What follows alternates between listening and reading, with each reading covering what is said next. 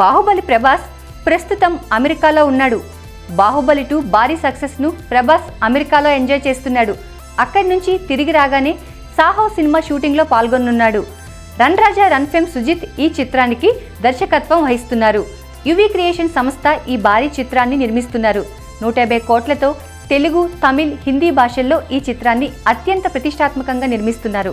అయితే ఈ చిత్రంలో ప్రభాస్ సరసన నటించే హీరోయిన్ ఎవరనేది ఇప్పటి వరకు బయటకు రాలేదు.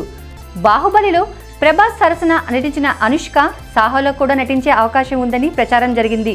కానీ ఇప్పటి వరకు కన్ఫర్మ్ కాలేదు.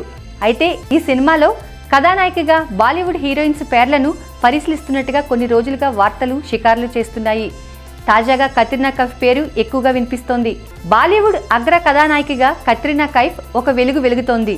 గతంలో ఆమె తెలుగులో వెంకీతో, మల్లీశ్వరి, బాలయ్యతో అల్లరి పిడుగు సినిమాల్లో నటించింది. మల్లీశ్వరి భారీ విజయాన్ని అందించింది. మళ్ళీ ఇంతకాలానికి ప్రభాస్ సినిమాలో కత్రినా కైఫ్ను తీసుకోవడానికి ప్రయత్నాలు జరుగుతున్నాయని అంటున్నారు. ఇదే నిజమైతే తెలుగు, తమిళ, హిందీ భాషల్లో నిర్మించనున్న సాహోకి మరింత క్రేజ్ రావడం ఖాయం.